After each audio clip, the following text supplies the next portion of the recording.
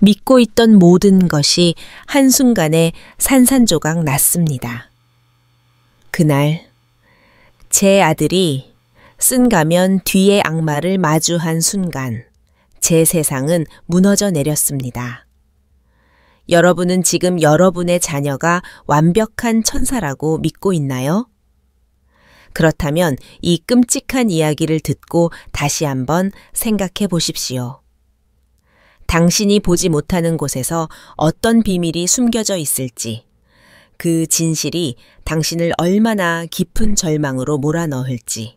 안녕하세요. 저는 김영숙이라고 합니다.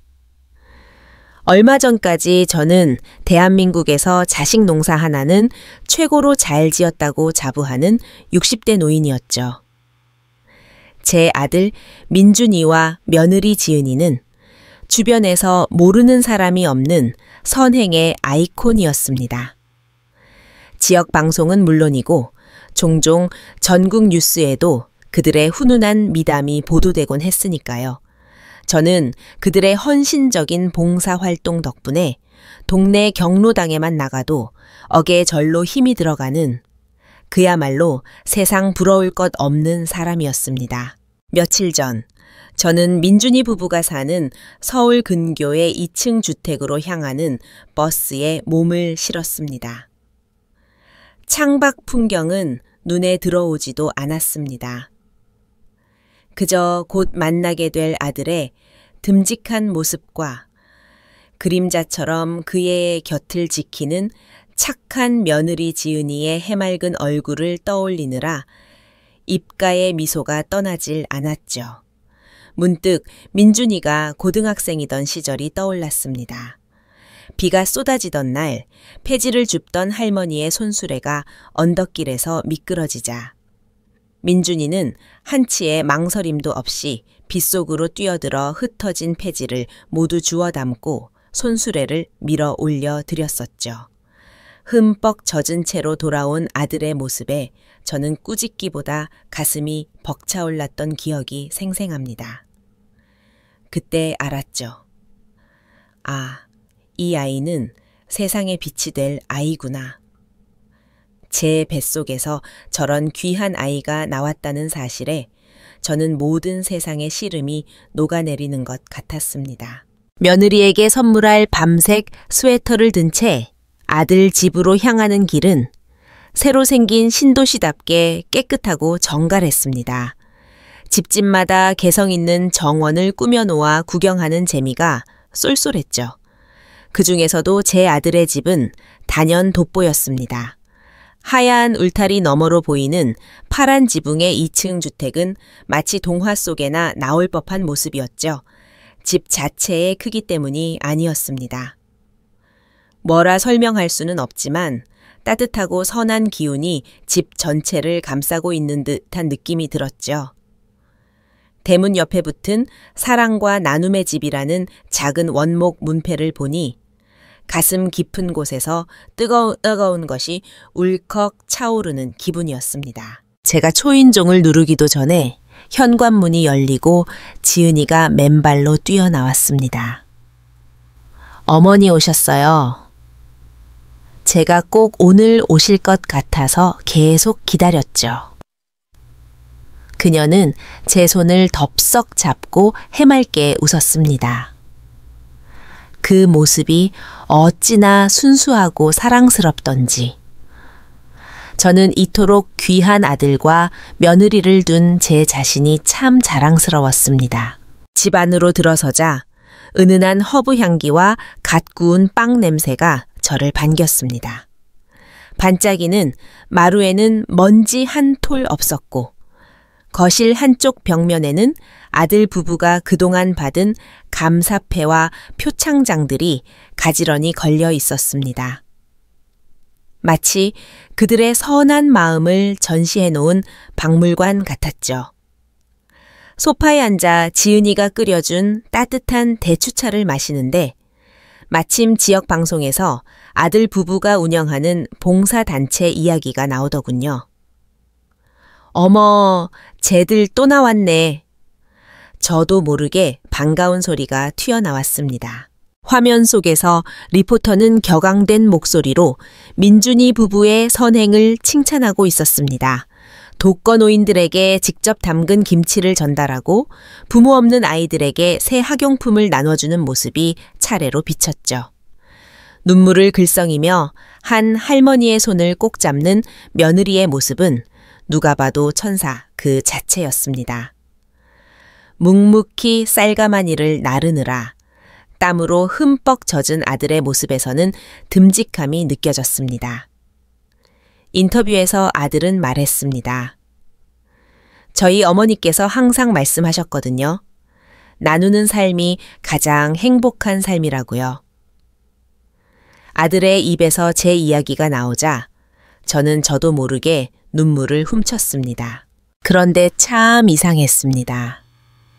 제가 집 구경이라도 하려고 일어서면 며느리는 마치 미리 약속이라도 한 듯 교묘하게 제 동선을 막아섰습니다. 어머니, 새로 산 앨범 있는데 같이 보실래요? 라며 소파에 다시 저를 앉히거나 어머니, 마당에 제가 작은 텃밭 가꾸는데 같이 나가보실래요? 라며 밖으로 나가자고 했죠. 처음에는 그저 손님을 살뜰히 챙기는 마음이라고 생각했습니다. 결정적인 일은 제가 화장실을 가려고 했을 때 벌어졌습니다. 아들이 1층 화장실에 들어가 있었고 저는 자연스럽게 2층으로 올라가는 계단 쪽으로 발걸음을 옮겼죠. 그럼 2층 화장실 좀 써야겠다 하고 계단에 발을 올리려는 순간 부엌에서 과일을 깎던 며느리가 거의 비명에 가까운 소리를 지르며 달려왔습니다. 어머니, 거긴 안 돼요. 과도를 든 채 달려온 며느리는 제 앞을 막아서고는 숨을 헐떡였습니다. 얼굴이 새하얗게 질려 있었죠. 그러고는 금세 아무 일 없었다는 듯 생긋 웃으며 말했습니다. 정말 죄송해요, 어머니.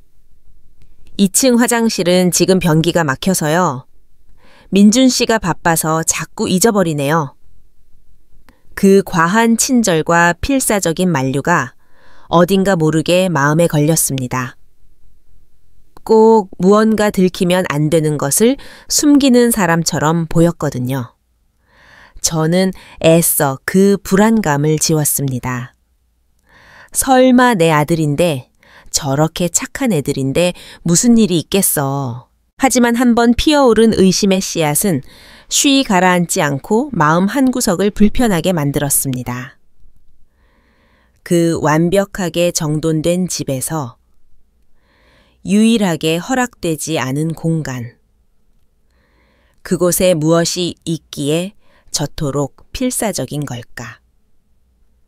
아들 부부가 차려준 진수성찬의 점심을 먹는 내내 제 등 뒤에 있는 계단 너머의 공간이 마치 이 완벽한 그림 같은 집의 유일한 오점처럼 느껴졌습니다. 식사를 마치고 거실 소파에 앉아 담소를 나누는데 제가 무심코 말했습니다. 얘들아, 햇살이 참 좋구나. 이럴 때 이불 빨래해서 옥상에 널면 뽀송하게 잘 마르겠다. 제 말이 끝나자마자 며느리의 얼굴이 순간 종이장처럼 새하얗게 질리는 것을 똑똑히 보았습니다. 아들 민준이 역시 표정이 미묘하게 굳어졌죠. 며느리는 거의 반사적으로 제 앞을 막아서며 외쳤습니다. 어머니, 그런 건 저희가 다 할게요. 허리도 안 좋으신데. 그 필사적인 모습에 아침에 그 불쾌한 의심이 다시 고개를 들기 시작했습니다. 저는 일부러 더 고집을 부렸습니다. 괜찮다. 이불 하나 빠는 게 뭐 그리 대수라고. 제가 창고 쪽으로 발걸음을 옮기려 하자 민준이와 지은이가 동시에 저를 막아섰습니다. 그 모습이 마치 철옹성 같았어요. 바로 그때 저는 화장실에 가고 싶다고 말했습니다. 그들은 저를 부축해 1층 화장실로 안내했습니다. 화장실 문을 닫기 직전 저는 거울을 통해 아들 부부가 무언가 다급하게 눈짓을 주고받는 것을 보았습니다. 화장실에서 나오니 집안이 물을 끼얹은 듯 조용했습니다. 민준이와 지은이의 모습이 보이지 않았죠. 현관을 보니 외출할 때 신는 운동화도 그대로 놓여 있었습니다. 분명 제가 화장실에 간 사이 저를 피해 옥상으로 올라간 것이 분명했습니다. 저에게 들키고 싶지 않은 무언가가 저 위에 있는 것이 틀림없었죠. 저는 아들 부부가 없는 지금이 옥상의 비밀을 확인할 수 있는 유일한 기회라고 생각했습니다. 제 심장이 불안감과 호기심으로 세차게 뛰기 시작했어요. 소리가 나지 않게 맨발로 살금살금 2층으로 올라갔습니다. 삐걱거리는 낡은 계단을 한 칸 한 칸 오를 때마다 제 심장도 함께 쿵 하고 내려앉는 것 같았죠. 2층 복도 끝 굳게 닫힌 옥상문 앞에 서자 희미하게 쾌쾌한 냄새가 느껴졌습니다. 떨리는 손으로 차가운 문고리를 잡고 천천히 돌렸습니다. 낡은 경첩이 비명을 지르며 문이 열렸고 저는 숨을 쉴 수가 없었습니다. 코를 찌르는 지독한 악취와 함께 눈앞에 펼쳐진 광경은 제 상상을 아득히 뛰어넘는 것이었어요. 그곳은 옥상이 아니었습니다. 거대한 쓰레기 하치장이자 인간의 탐욕이 만들어낸 지옥도 그 자체였습니다. 옥상 가득히 전국 각지에서 온 후원 물품들이 거대한 산을 이루고 있었죠. 박스도 뜯지 않은 새 가전제품 상자부터 곰팡이가 피어오른 헌 옷가지들, 빗물에 젖어 터져버린 라면과 과자 봉지들이 서로 뒤엉켜 거대한 무덤을 이루고 있었습니다. 그리고 그 거대한 쓰레기 산더미 한가운데서 방금 전 집안에서 연기처럼 사라졌던 아들 부부가 무언가를 하고 있었습니다. 저는 저도 모르게 비명을 지를 뻔한 입을 틀어막고 몸을 숨겼습니다. 온몸에 피가 차갑게 식는 기분이었죠. 그들은 마치 보물찾기라도 하듯 거대한 쓰레기 더미를 뒤지고 있었습니다. 그들의 손놀림은 아주 능숙하고 체계적이었죠. 가장 비싸 보이는 새 등산복과 유명 브랜드의 운동화, 박스도 뜯지 않은 최신형 가전제품들만 쏙쏙 골라 한쪽에 따로 쌓아놓고 있었습니다. 그들의 얼굴에는 TV에서 보이던 선량하고 겸손한 미소 대신 추악한 탐욕과 경멸이 가득했어요. 며느리 지은이는 이제 막 상자에서 꺼낸 듯한 값비싼 등산복을 아들의 몸에 대보며 콧노래를 불렀습니다. 자기야, 이거 봐. 색깔 죽이지? 인터넷 최저가로도 100만 원은 넘어. 이건 당신 등산 갈 때 입고 이쪽 코트는 우리 엄마 줘야지. 엄마가 이런 스타일 좋아하잖아. 그 목소리는 제가 알던 상냥하고 애교 넘치던 며느리의 목소리가 아니었습니다. 아들 민준이는 그 옆에서 보란 듯이 낡고 색이 바랜 아이 옷 몇 개를 쓰레기 더미에서 꺼내 들었습니다. 그러고는 가장 지저분하고 불쌍해 보이는 배경을 골라 휴대폰으로 사진을 찍기 시작했죠.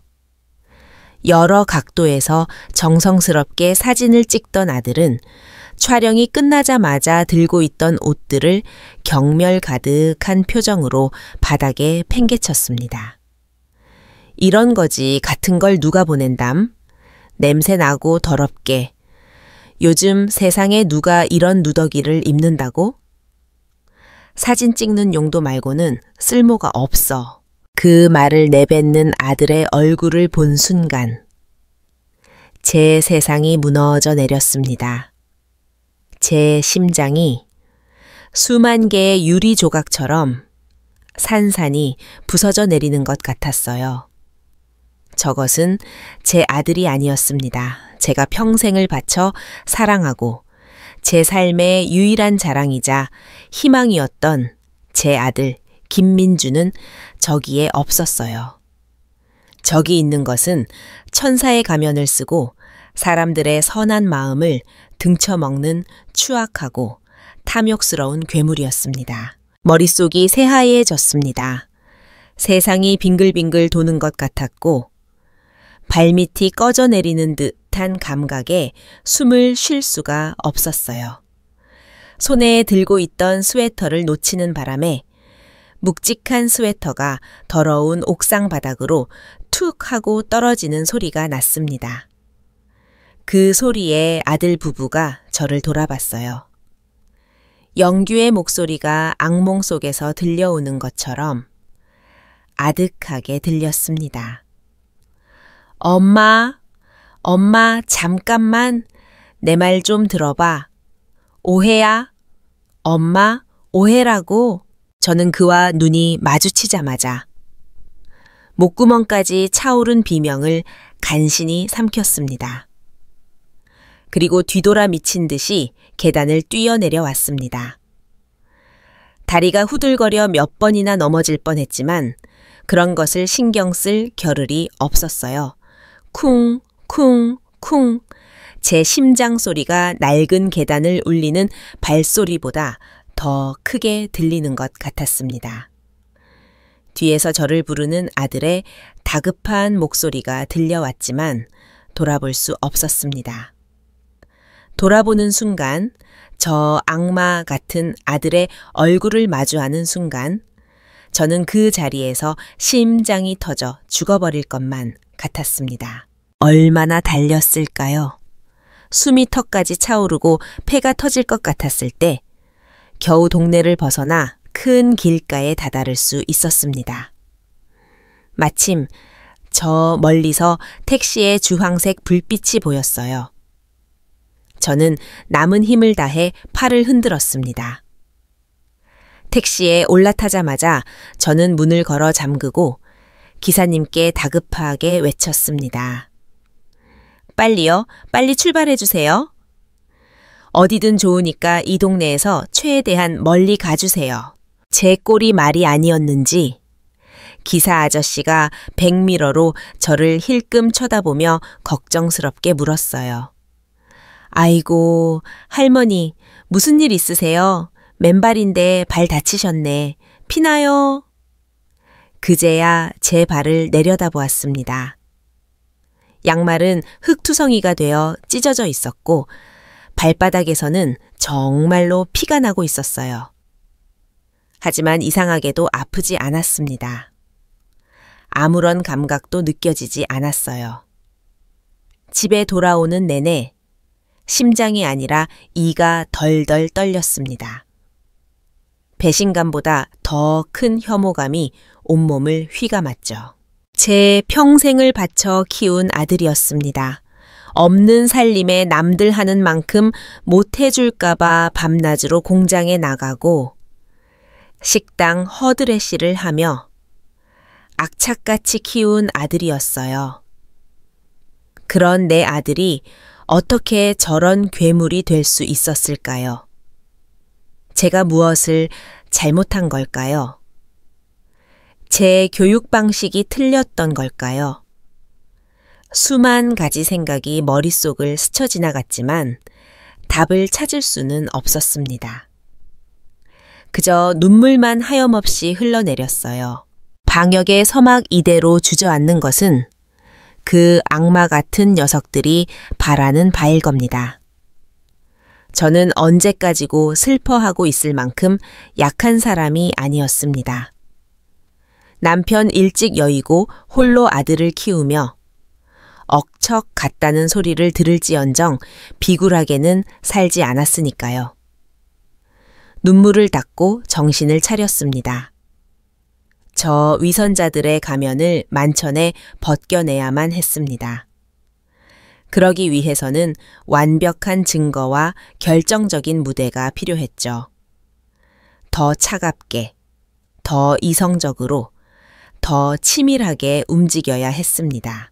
저는 가장 먼저 수십 년간 뜨개질 모임을 같이 하며 가족처럼 지내온 친구 은영을 찾아갔습니다.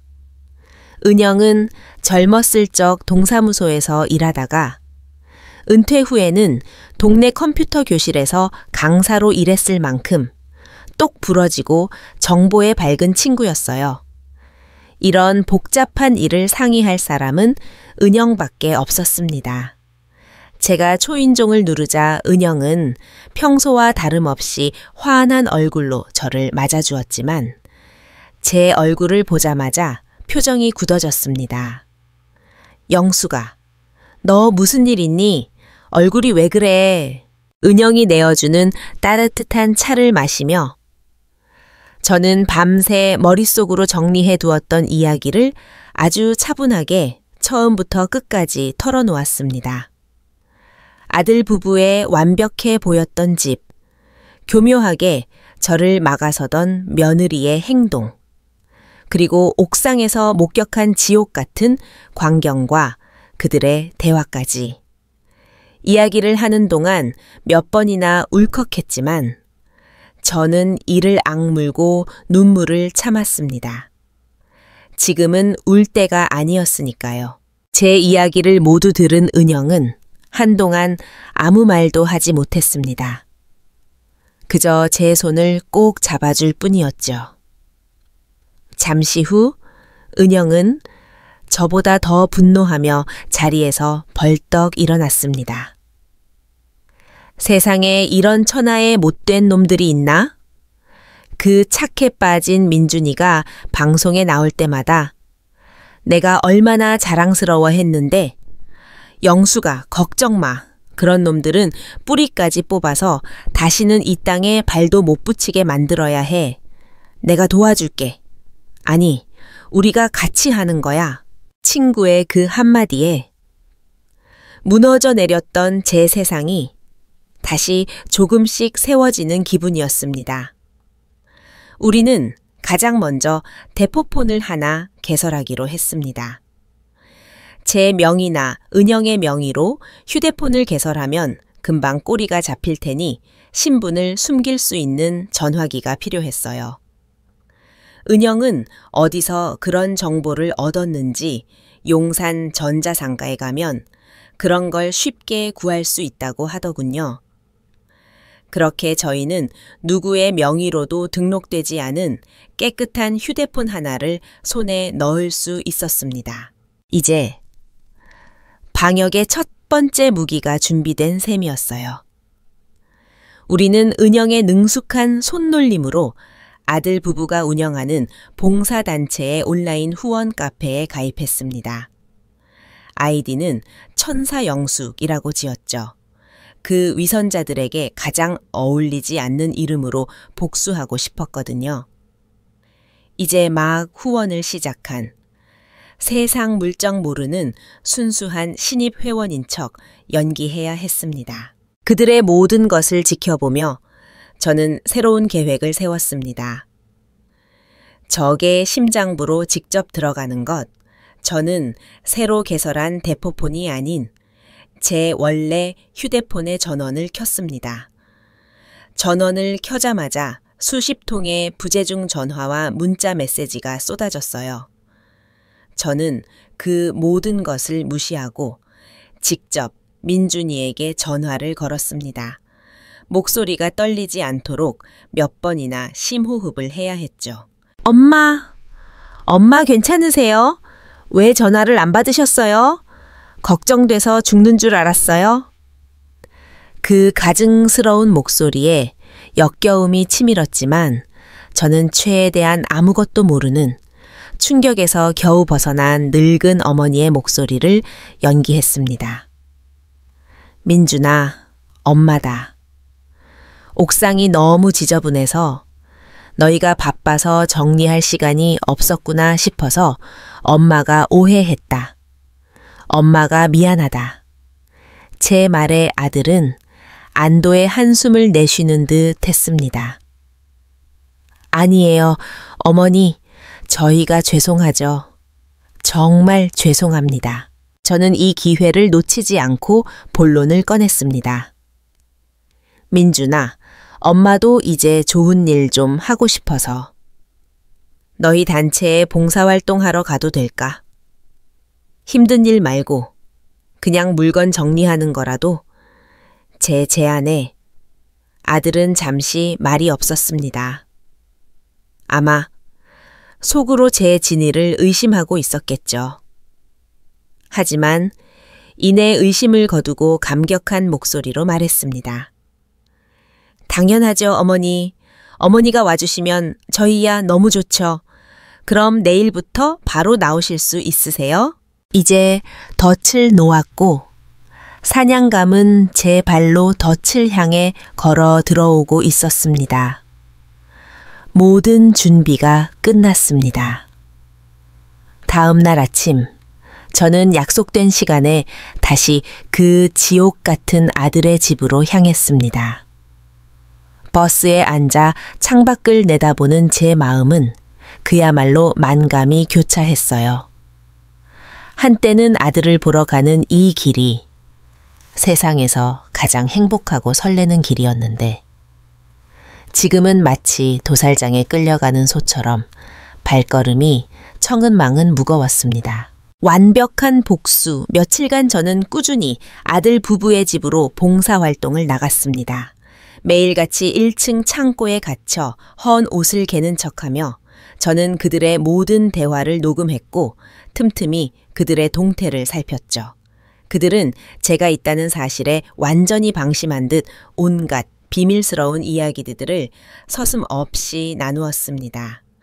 녹음된 파일과 제가 목격한 사실들, 그리고 비밀 장부 사진들은 매일 밤 은영의 집에서 만나 꼼꼼하게 정리되었습니다. 이제 그들의 범죄 행위를 직접적으로 증명할 물증을 확보할 차례였습니다.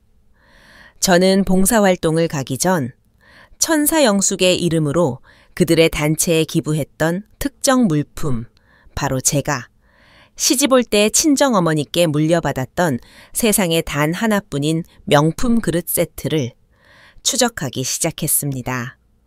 제게는 돈으로 환산할 수 없는 소중한 유품이었지만 확실한 증거를 위해서는 어쩔 수 없는 희생이었죠. 그리고 바로 어제 지은이가 사용하는 중고 거래 아이디로 바로 그 그릇 세트가 판매되고 있는 것을 확인했습니다. 결혼 선물로 받았는데 저희 집 분위기랑 안 맞아서 한 번도 안 쓴 새 제품입니다. 급하게 돈이 필요해서 시세보다 훨씬 싸게 내놓아요. 라는 설명과 함께 제가 찍어두었던 사진과 똑같은 제품 사진이 올라와 있었어요. 우리는 그 판매 화면 전체를 여러 각도에서 캡처하여 완벽한 증거로 확보했습니다. 마지막으로 저는 그들의 관계에 균열을 일으키기로 했습니다. 외부의 압박과 내부의 불안감을 동시에 주어 스스로 무너지게 만드는 전략이었죠. 저는 제 휴대폰으로 아들에게 다시 전화를 걸었습니다. 일부러 아주 불안하고 걱정스러운 목소리를 연기했어요. 아들, 민준아, 큰일 났다. 지금 카페 난리가 났어. 사람들이 자꾸 자기들이 보낸 물건이 제대로 전달이 안 됐다고 하던데. 혹시 너희 단체에서 일하는 다른 봉사자들 중에 누가 중간에서 물건을 훔쳐가는 건 아니겠지?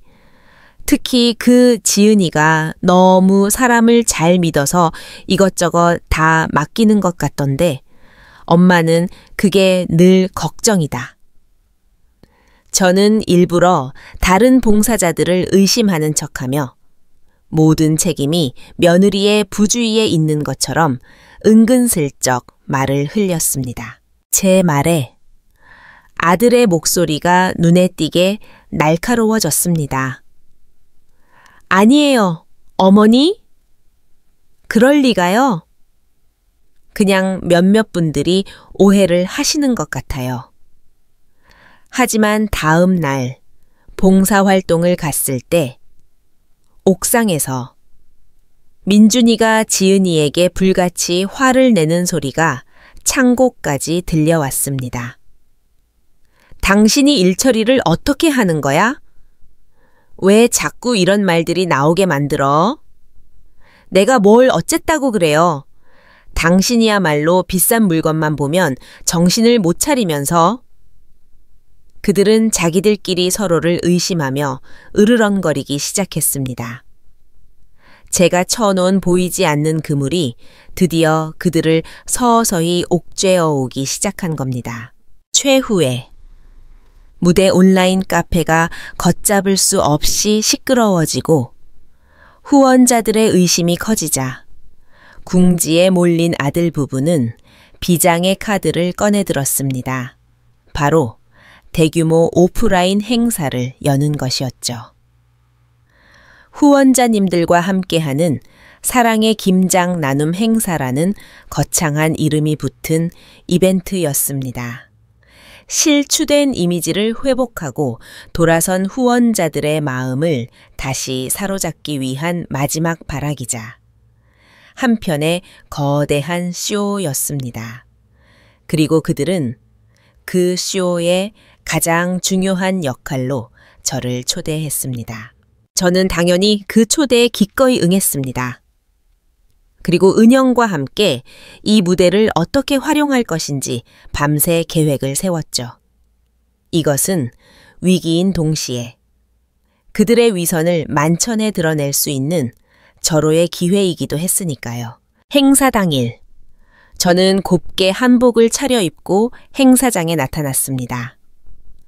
저를 발견한 아들 부부는 기다렸다는 듯이 달려와 제 팔짱을 끼고 수많은 사람들 앞에서 극진히 저를 챙기는 연기를 펼쳤어요. 기자들의 카메라 플래시가 연신 터졌고 사람들은 그 모습을 보며 역시 효자야. 어머니를 보니 아들을 알겠네라며 칭찬을 아끼지 않았습니다. 저는 그들의 역겨운 위선을 받아주며 세상에서 가장 인자하고 행복한 어머니의 미소를 지어 보였습니다. 그리고 제 차례가 되어 마이크를 잡았을 때 저는 제 평생 잊지 못할 최고의 연기를 펼쳤습니다. 저는 마이크를 잡고 한동안 아무 말도 하지 않은 채 눈물을 글썽이며 사람들을 둘러보았습니다. 장내가 조용해지자 저는 떨리는 목소리로 입을 열었어요. 이렇게 많이들 와주셔서 정말 고맙습니다. 저는 복이 참 많은 늙은이입니다. 제 뱃속으로 나왔지만 우리 민준이는 제 아들이기 이전에 바로 여기 계신 여러분 모두의 아들이라고 생각합니다. 제 완벽한 연기에 아들 부부는 완전히 방심하고 말았습니다. 그들은 감동의 눈물을 흘리며 저를 부축했고 사람들은 기립박수를 쳤습니다. 그들은 자신들이 파놓은 함정에 제가 완벽하게 걸려들었다고 이제 모든 의심이 사라지고 자신들의 세상이 다시 올 것이라고 굳게 믿는 듯 했습니다. 그날 밤 제 예상대로 아들 부부는 서둘러 증거인멸을 시작했습니다. 그동안 옥상에 산처럼 쌓아두었던 값비싼 후원 물품들을 자신들과 연고가 없는 먼 지방의 창고로 급하게 옮겨 처분하기 시작했죠. 하지만 그들이 물건을 싣는 그 모든 과정은 바로 옆집 담벼락 위 새 집으로 위장하여 은영이 전날 밤 몰래 설치해둔 작은 카메라에 고스란히 담기고 있었습니다. 고화질 저괴선 카메라에 녹화된 영상에는 어둠 속에서도 물건을 나르는 그들의 얼굴과 상자에 찍힌 로고들까지 선명하게 보였습니다. 김장 나눔 행사가 성공적으로 끝난 며칠 뒤 아들 부부에게 그야말로 날개를 달아줄 소식이 전해졌습니다. 바로 시청에서 주관하는 올해의 봉사대상 수상자로 선정되었다는 연락이었죠. 작년에 신설된 이 상은 지역사회를 위해 헌신한 인물이나 단체에게 주어지는 시장이 직접 수여하는 가장 크고 영예로운 상이었습니다. 그 소식은 제가 봉사활동을 하러 간 날 점심시간에 전해졌습니다. 며느리 지은이가 시청 담당자라며 걸려온 전화를 받다가 갑자기 숟가락을 떨어뜨리며 비명을 질렀어요. 저희가요? 정말 저희가요? 거의 울먹이다시피 전화를 끄는 지은이는 곧바로 민준이에게 달려가 부둥켜 안고 펄쩍펄쩍 뛰었습니다. 자기야, 우리 봉사 대상탄데 시장님이 직접 주시는 거래. 그날 저녁, 제게 전화를 건 아들의 목소리는 흥분과 기쁨을 감추지 못하고 한껏 들떠 있었습니다. 어머니, 저희가 올해의 봉사 대상을 받게 됐어요. 전부 다 어머니가 뒤에서 묵묵히 응원해 주신 덕분이에요. 시상식이 다음 주 금요일 시내에서 가장 큰 호텔 연회장에서 열린대요. 어머니도 꼭 오셔서 저희 상 받는 모습 지켜봐 주셔야 해요. 어머니가 저희의 가장 귀한 손님이세요. 그 가증스러운 목소리를 들으며 저는 제 안에서 무언가 마지막 남은 미련의 끈이 툭 하고 끊어지는 것을 느꼈습니다. 저는 그 순간 깨달았어요. 하늘이 정말 신이 있다면 바로 이곳을 그들의 심판의 무대로 정해주신 것이라고.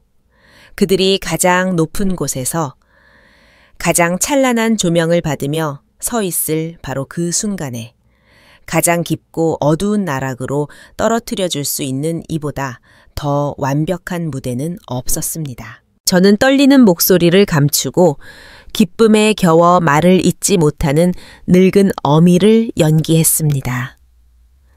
아이고, 장하다. 정말 장하다. 가야지. 어미가 당연히 가야지. 심판의 날 시상식 당일. 호텔 연회장은 지역에 내로라 하는 유지들과 기자들, 그리고 수많은 후원자들로 발 디딜 틈이 없었습니다. 화려한 샹들리에가 연회장을 대낮처럼 밝혔고 테이블 위에는 맛있는 음식과 와인이 가득했어요. 저는 은영과 함께 가장 눈에 띄지 않는 연회장 맨 뒤쪽 구석 테이블에 자리를 잡았습니다. 잠시 후 팡파르가 울리며 오늘의 주인공인 아들 부부가 무대 위로 올라섰습니다. 가장 화려하고 값비싼 옷을 차려입은 두 사람의 모습은 그야말로 눈이 부실 지경이었어요. 민준이는 값비싼 명품 브랜드의 턱시도를, 지은이는 우아한 순백의 실크 드레스를 입고 있었습니다. 아마 그 옷들도 후원받은 물건들을 팔아치운 돈으로 산 것이겠죠. 그들은 수많은 카메라 플래시 세례를 받으며 눈물을 글썽이며 위선적인 수상소감을 늘어놓기 시작했습니다. 이 영광스러운 상은 저희 부부의 것이 아닙니다. 보이지 않는 곳에서 저희를 믿고 따뜻한 마음을 나누어 주신 이름 모를 수많은 후원자님들의 것입니다. 며느리 지은이가 손수건으로 눈가를 찍으며 말하자 장내에서는 안타까움과 감동이 뒤섞인 탄성이 터져 나왔습니다. 아들 민준이가 그 뒤를 이어 마이크를 잡았어요. 저희는 그저 세상의 빛과 소금이 되고 싶었을 뿐입니다. 저희의 작은 발걸음이 누군가에게 희망이 될 수 있다면 저희는 그것으로 만족합니다. 특히 제가 이 길을 걸을 수 있도록 평생을 헌신하시고 가르침을 주신 저의 존경하는 어머니께 이 모든 영광을 돌리고 싶습니다. 어머니, 사랑합니다. 아들이 저를 향해 손짓하며 외치자 모든 사람들의 시선이 제게로 쏠렸습니다. 저는 자리에서 일어나 그들을 향해 희미하게 웃어 보였어요. 연회장에는 뜨거운 박수갈채가 쏟아졌습니다. 그들의 완벽한 연기에 연회장에 있는 모든 사람이 감동의 박수를 쳤죠. 몇몇 후원자들은 눈물을 훔치기도 했습니다. 저는 그 모습을 차가운 눈으로 지켜보며 주먹을 꽉 쥐었습니다. 역겨움에 속이 울렁거렸어요. 시장이 직접 무대로 올라와 그들에게 황금빛 트로피를 전달하려는 바로 그 순간이었습니다. 사회자가 자, 이제 2025년 자랑스러운 시민 올해의 봉사대상을 전달하겠습니다. 라고 외치는 찰나 제가 미리 손을 써둔 음향 및 조명 담당자가 제 신호에 맞춰 모든 조명을 꺼버렸습니다. 이게 무슨 일이죠? 갑작스러운 암전과 음향사고에 장내가 술렁이기 시작했어요. 바로 그 순간 무대 뒤편의 대형 스크린이 환하게 켜졌습니다. 그리고 제가 은영과 함께 밤을 새워 만들었던 5분짜리 영상이 재생되기 시작했어요. 방송에 나왔던 천사 같은 두 사람의 얼굴로 시작된 영상. 그리고 잠시 후 화면은 칠흑 같은 어둠 속에서 물건을 나르는 두 사람의 모습으로 바뀌었습니다. 이걸 빨리 다 치워버려야 우리도 두 발 뻗고 자지. 익숙하지만 어딘가 탐욕스럽게 변질된 아들의 목소리가 스피커를 통해 연회장에 울려 퍼졌습니다. 그 뒤를 이어 이건 중고로 팔면 돈 좀 되겠는데?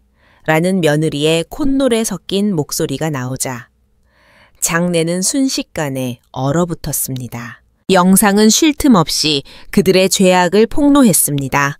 옥상의 쓰레기 더미, 지은이의 비밀 장부, 중고 장터 판매 내역, 그리고 그들의 위선적인 대화들. 연회장을 가득 채웠던 감동과 박수 소리는 온데간데 없이 경악과 충격으로 인한 침묵만이 감돌았습니다. 영상이 끝나고 연회장의 모든 불이 환하게 켜졌을 때 무대 위의 두 주인공은 핏기 하나 없이 새하얗게 질린 채 그 자리에 못 박힌 듯 서 있었습니다.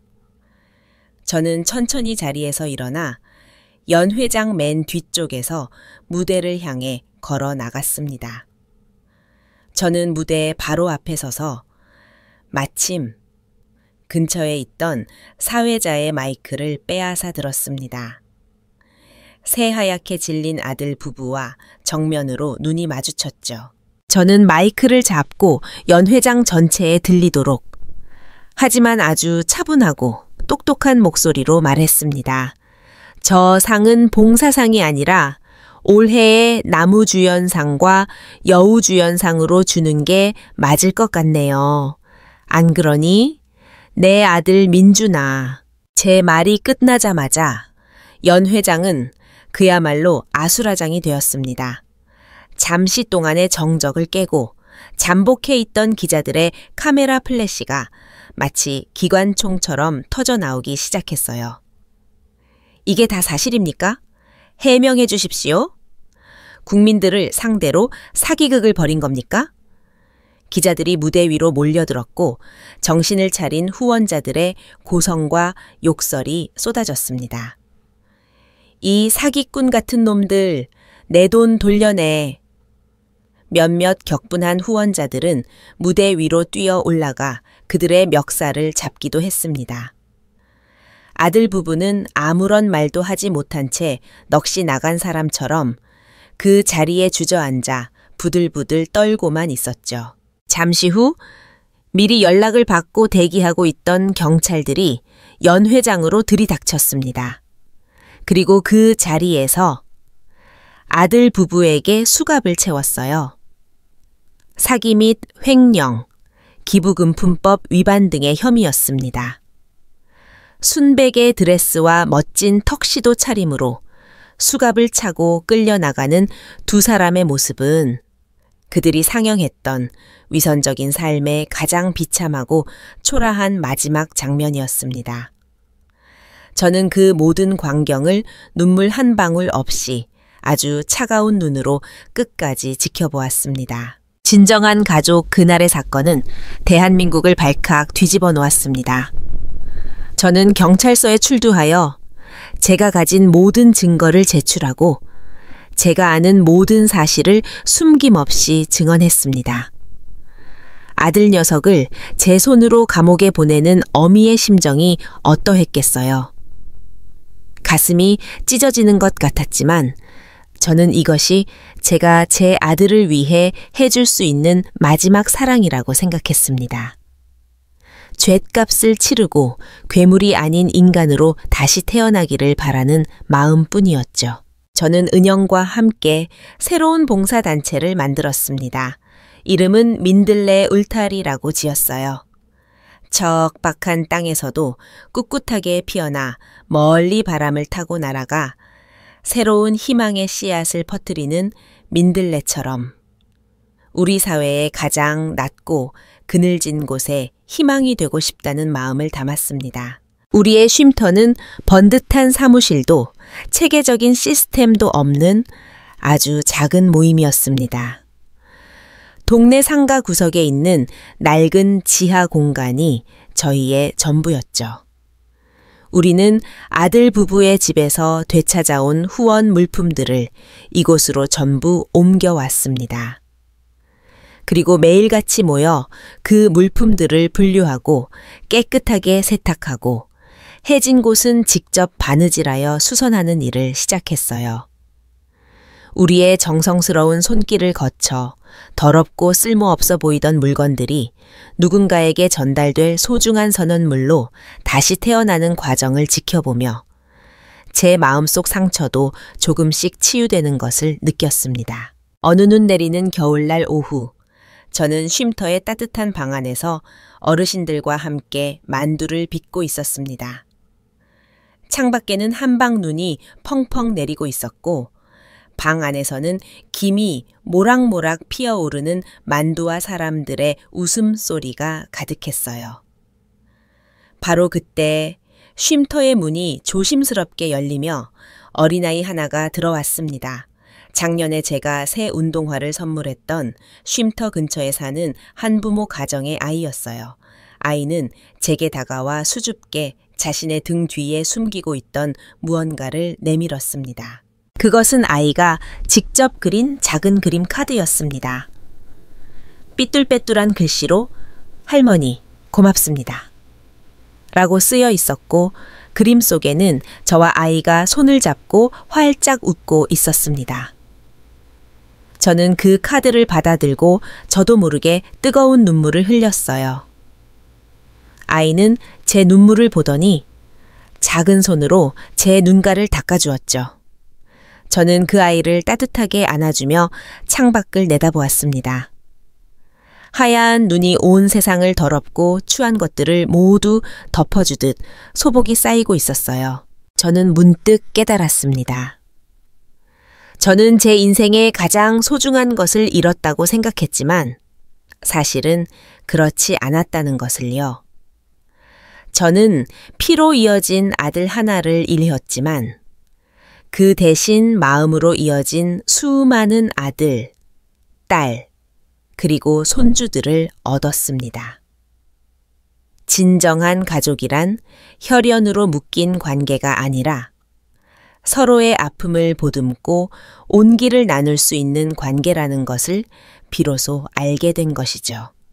제 곁에는 이제 저를 어머니라고 불러주는 수많은 사람들이 있어요. 제 인생의 진짜 햇살은 바로 이곳, 따뜻한 사람들의 온기가 가득한 민들레 울타리에서 매일 아침 새롭게 떠오르고 있어요. 당신의 주변에는 어떤 사람들이 있나요? 그들이 보여주는 모습이 과연 전부일까요? 진정한 사랑과 위선 사이의 섬뜩한 경계에 대해 생각해 본 적이 있으신가요? 이 이야기가 당신에게 작은 깨달음이 되었기를 바랍니다. 저와 같은 진정한 이야기를 더 듣고 싶다면 저희 채널을 구독하고 이 영상에 좋아요와 댓글을 남겨주세요. 당신의 따뜻한 마음이 저희에게 큰 힘이 됩니다.